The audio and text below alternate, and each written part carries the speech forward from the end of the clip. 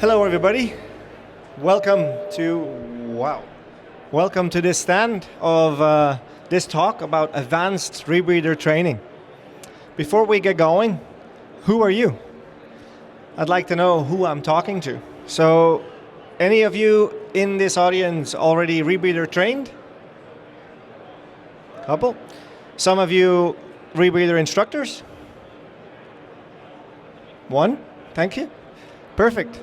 Some of you interested in getting started with rebreather diving? I guess all of you, otherwise you wouldn't just be here. Very nice, good. Fantastic, well, who are we? I represent UTD, Unified Team Diving, which is a training organization with our roots based firmly in the DIR philosophy. We opened our doors in 2008, so we're a relative young company, and we've been on a growth spurt ever since we started, even through COVID. Eventually we revamped, just before COVID, our whole philosophy in regards to how we present teaching materials. So everything is online.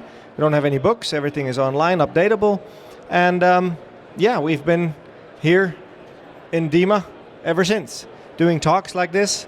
And on Friday, we'll have a talk that is a very, very popular podcast of ours called Obscure Scuba Questions, and we'll do them live here on the show. So a little plug for our next talk on Friday. So that's in short who UTD is, a training organization that, trains everyone from the ground up, based on a philosophy that looks at the end and works back down. So we'll get to that in a minute. Who am I? My name is Ben Boss, and as you can probably tell from my accent, I'm not a Native American.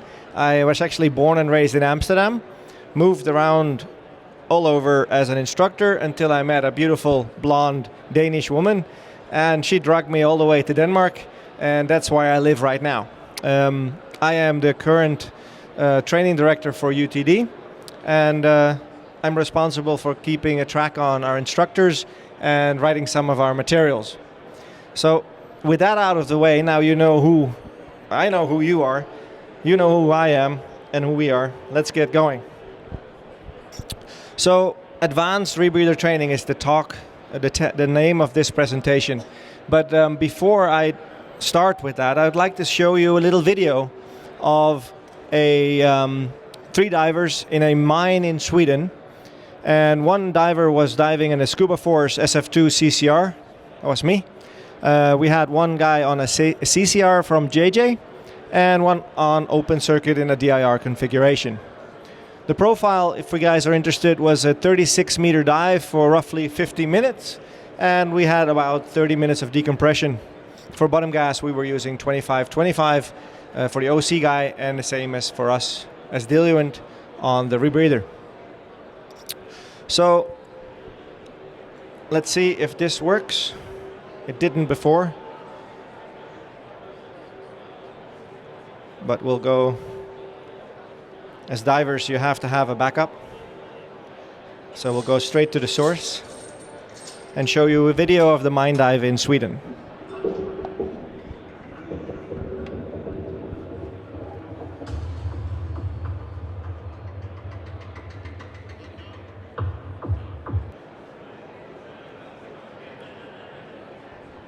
Right, back to the work at hand. So it's one of my favorite dive sites near where I live. It's in Sweden. It's not that far away from where I live, and it's an amazing place to dive. It's actually called Adventure Mine in Sweden, and because they do a lot of stuff, like also the dry parts of this mine. It's a huge iron mine, and you truly feel like Indiana Jones swimming through it because it has like these tracks, and you just imagine yourself being in one of those carts with the tiny little guy, short stuff, screaming his head off of the boulder that's coming behind him. So it's a great little dive. It's an advanced dive, I would say. It's not super crazy. It's not super deep at that level where we were. But what allowed us to make that dive in a mixed team, right? Because we had to take all these things into account that you normally do on any dive, and for advanced diving, even more so. So we had to think about our planning of the dive, communications, gas reserves between the OC and the CC divers, dealing with equipment issues, decompression plan, and of course, what to do when the fit hits the shan. So we would like to say we need a uniform, coherent, holistic approach to all aspects of diving. What the hell does that mean? I mean, it sounds like a bunch of mumbo jumbo if you ask me, if we say it like this. For us, those words have meaning. So let's explore what that actually means to us. Our challenges as educators in the scuba industry, and especially in the rebreather world, is to see if we can use some future glancing binoculars to look through the path of the development of the diver to an end goal, and then see if we can work our way back from that. And that's basically the premise of all our training philosophy, is with an end goal in mind. So to ensure an efficient road along the development of the diver, we need to build a solid foundation that people can build upon. So what we've done was look at dives like this and then try to scale them down to a beginner open water level, but keeping the base principles the same. So the asterisk you see there, what does that mean? Well, that means not everybody has to have the same end goal. It's not our goal to make everyone a rebreather cave diver. That's not the goal. However, you never know where your journey takes you.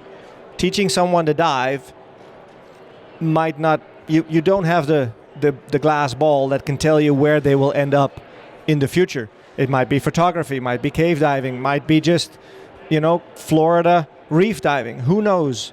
Except when you ensure a base that is broad and strong, it doesn't really matter where they end up. So if we look at a general development of a diver, you might see that they start with a method for planning a dive and planning gas reserve.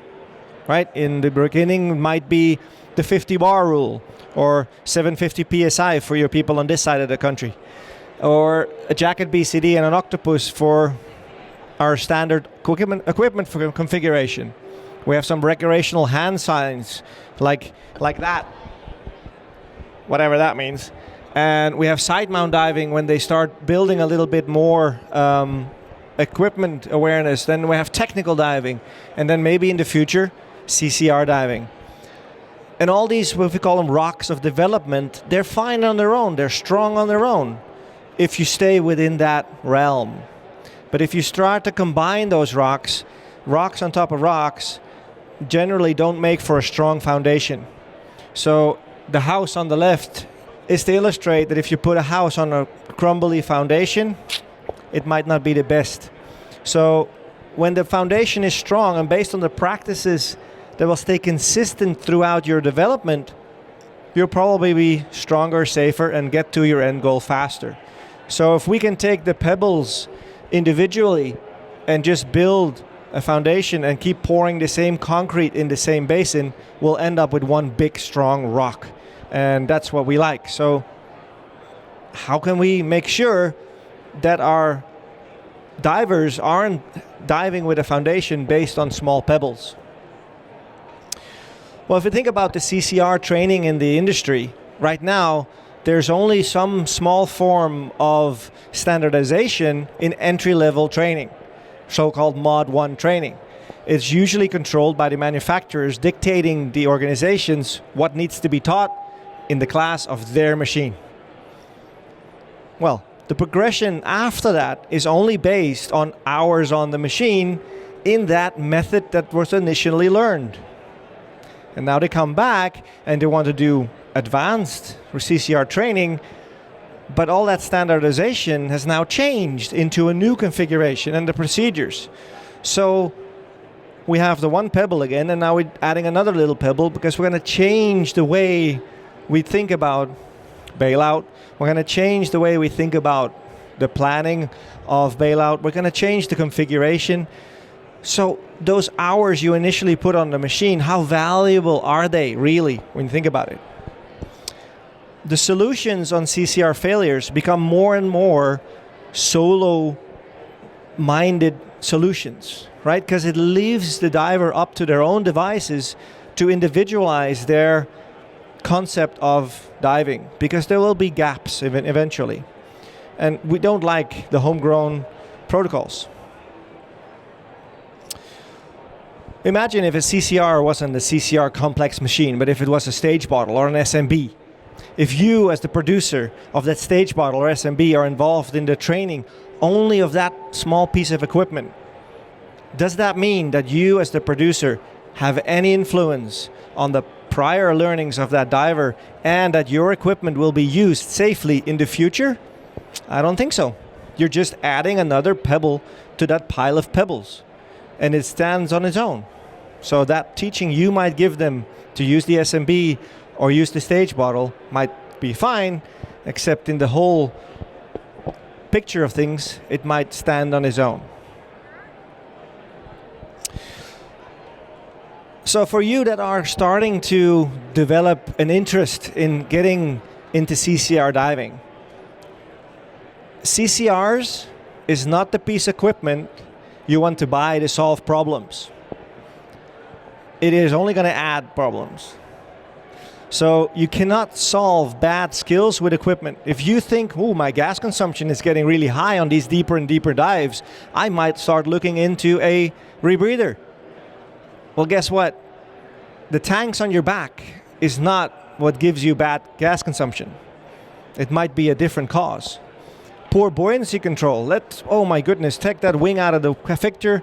Let the machine do everything. Whenever I breathe, how I want to breathe, it doesn't affect my buoyancy. Let me get on this rebreather talk because it sounds nice. Well, you might have another thing coming. Gas switching is such a hassle. Valve failures and valve drills, and oh my God, I can't reach my valves. No, let's go on the rebreather when I start to develop my technical interest for technical diving. Open circuit failures, I can't be dealing with bubbles behind my back and all that sort of stuff. Let's go. Well, these will not disappear. All the above and more so will stay and even get worse if you don't fix it at the beginning. You gotta get that pebble of your open circuit comfort extremely large and strong. Yet a lot of people look at equipment configuration as the be-all and end-all, especially when we talk to new divers and we explain that we come from a DIR philosophy. They heavily link that to an equipment configuration. Whereas actually when you look at it from our point of view, what we do with our configuration is taking the equipment configuration out of the picture and starting to look at a mindset and a procedural simplicity. So our equipment configuration is a result of a mindset and a desire to keep things simple and straightforward. So all the way from recreational diving to side mount diving to technical diving to rebreather diving, the base is kept the same.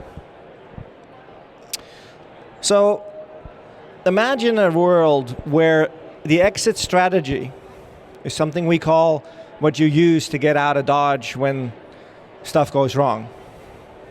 I have to have one of you guys explain to me where Dodge is actually, because I have no idea. But it's apparently a bad thing here or a bad place if you want to get out of Dodge. I have no idea.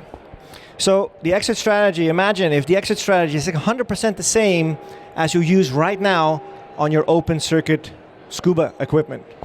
Imagine in a world where training from open water diver to CCR is scalable.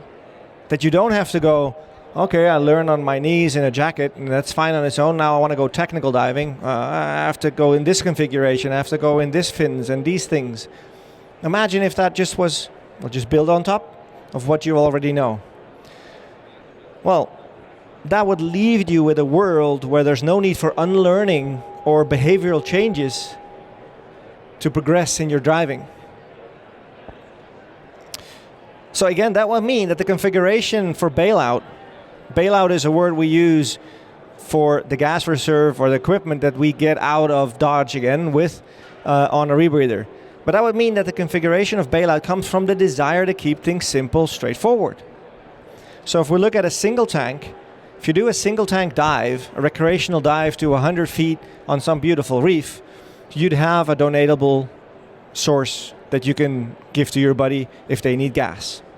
So why not we keep that comfort in our configuration on a rebreather as well. And at the same time, do not rely on the rebreather ourselves.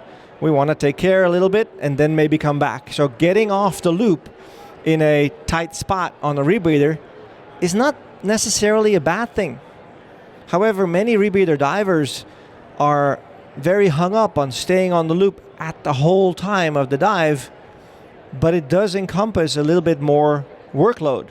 There's no denying that.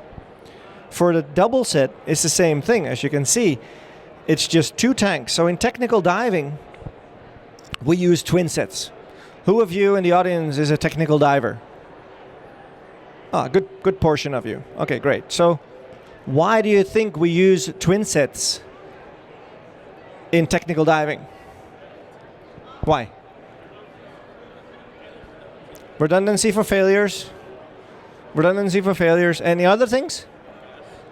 More gas? Okay, great. So let me ask you this. The more equipment we bring with us, the more equipment theoretically can go wrong, right? That's what you hear all over the place. Failure points, failure point this, failure point that. So if more gas is what we need, why don't we just dive a huge tank with 1 first stage and 1 second stage and leave all the other shit behind, because then there's less to break. But if it breaks, you have enough gas, so I can just share gas with you and go home. Why do we add all these things to make it more complicated when I could just share gas with you and get out there? Well, the redundancy in technical diving, in our mind, in our philosophy, comes from the exit strategy and the complicatedness of the exit strategy in most technical and especially in overhead diving. Think about it. Your exit strategy on that 100-foot recreational dive is an 8-minute straight ascent to the surface. Out of gas, share gas, make your ascent, make your stops, get out and say, whew, I'd rather have 2 next time, right? But an exit strategy in a cave or on a technical dive involves navigating back to the exit, getting through restrictions, getting up the line, doing gas switches, doing stops. It makes it more convoluted and more complicated. If it's just a simple failure that I can stabilize because I have a redundant system, now I can stay on my own within my team. Yes, we're going to exit the dive because it's now a compromised team. However, I will not hinder you with an air share because the bubble's coming out of my left side. I can just close down and exit on the right side. So the reason for the redundancy is not for you per se, but it's for keeping you individual in the team. You still need your team to confer what you did behind your back is correct. So if you look at this on the right side, for those of you who are technical trained, it looks deceptively like a twin set, except there's this piece of equipment in the middle. So we don't change anything about our back-mounted doubles. Why would we?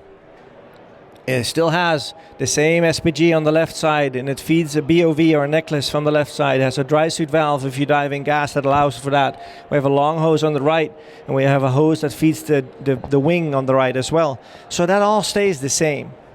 And then when you look at that picture, which initially for you guys that aren't CCR trained, it looks like, whoa, that looks complicated. But actually isn't, because we got the rebreather in the middle that allows for those funny hoses that looks like a vacuum cleaner. And then it's the twin set, and they're just merged together. When you got that base, when you have that strong foundation, now you can start building a routine and experience. And those two things are not the same. However, both are needed. You need both routine and both experience. Routine is obtained by doing the same thing over and over and over again. It doesn't necessarily learn you something that can help you when stuff doesn't go like you've tried 100 times. Experience is gained by dealing with scenarios that did not go to plan. Then you gain experience. You learn how to not do something or how to fix something when something did go wrong. But ask yourself, do you really want to be in a position where you gain experience on real dives? And you have to figure out some kind of a solution right there and then because your kind of life depends on it. You know, that's not funny. In cave training, we sometimes say, hey, line laying and line navigation is not important. It's not dangerous to get lost in a cave. You have the rest of your life to find your way out. Might not be that long, but hey, it's the rest of your life to find your way out. So how do we get a shortcut to experience? With critical skills training, it allows us to give you a shortcut to experience based on the training we do, and that then allows you to build some routine handling those failures. But it's not learned in one weekend or a week class on this new machine. It's carried over by your open circuit experience, the failure you've dealt with as an open water diver, the simple air shares from the long hose and going to the necklace. Then in the technical diving plan, you went through failures on that open circuit and how to deal with more complicated failures in middle of the water in your buoyancy control. And now we're just adding the rebreather on top of that. So it doesn't now all of a sudden take those skills you've learned and go to another source of open circuit gas that's completely different than what you're used to then add on top of that your exit strategy. So the machine, whatever machine that is, should not dictate how you dive, right? The wing you use doesn't dictate how you accord your trim or adjust your buoyancy. You do the buoyancy with the wing. It's working for you. You're not supposed to follow it. It's supposed to follow you. So a rebreather should just be a gas extender. It should be an enabler. It allows you to dive deeper, further, longer. So in the end of the day, a CCR, in our opinion, is just another platform we can use to change the method of diving based on our things. So it shouldn't change your method. It should adhere to what you want to accomplish with your diving. It should be scalable. It should allow for mixed teams, as you saw in the video. It should build on your existing open circuit skills and knowledge. And it should not become the only platform for diving. This is my last little thought for you guys that go new into rebreathers. Do not sell your open circuit equipment. Not every dive lends itself to a rebreather dive. If you want to go get a carton of milk for tomorrow, you're not going to bring an 18-wheeler to the supermarket, right? You're just going to go in your normal car. However, you're going to move to Florida. Yeah, you might, as a diver, you need an 18-wheeler by the time you get to his level because you have so much shit to carry around. So you use the tool for the job. And this is what we're all about. Getting diving in a strong foundation that you can build upon, that advanced rebreather training becomes an extra level on top of an existing base. So, as I thought it was going to be half an hour, but we have a little bit left. So, how many of you have questions about this or anything? Sure. I know that one of the considerations of, I've seen these integrated doubles and rebreathers packages, but there's also just consideration of it's a less compact unit. It's a little less appropriate for boat diving in terms of just like the weight and capacity, and that's why I see a lot of side mount. Can you elaborate a bit on the thought there? Yeah. On the training behind that? Good question. Oscar. Thanks, Oscar. So Oscar asked, yes, this unit looks nice. It makes sense to have that scalability, but it is big. And it for sure is big. It's heavy as well, I can tell you. But is there a way to integrate it with a more sleek version? And yes, there is. Again, I've not mentioned any specific brand of rebreather because our philosophy can be adapted to almost any brand. In our little jargon, we like to call it MX, manual X. X for fill in the blank. And almost any rebreather can be used within that system. Our side mount system is based on the same philosophy. You still have a long hose that's donatable. You still have a necklace. You're always on the same regulator. And that can definitely be incorporated in the unit. That's how I travel with mine, because nowadays the LP50s or 7-liter steels are more readily available, but not always. And then adding the side mount system to it, I just travel with the can on a single tank, and it's super light.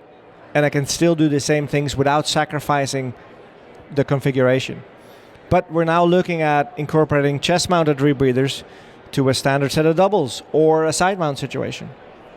So again, the equipment shouldn't dictate how you want to dive. right? We should be the owner of our own philosophy, and then you say, hey, can I configure this piece of equipment how I want to dive with it? Yes. When you go out, buy a regulator, does it have the ports so that it fits my hose configuration? Great. I'm not gonna buy a regulator and then change my hose configuration because that's the regulator I like the look of, and then change all that. It's the other way around. So I hope that answers your question. Any more questions? Relationship advice, I'm also good for that. Doesn't matter. Anything. Where to go for a nice beer here. We had a nice beer yesterday. Well, if you have any questions later and pop up, find us on our stand over there or shoot us an email. My name is Ben. Thank you for your attention, and have a nice show.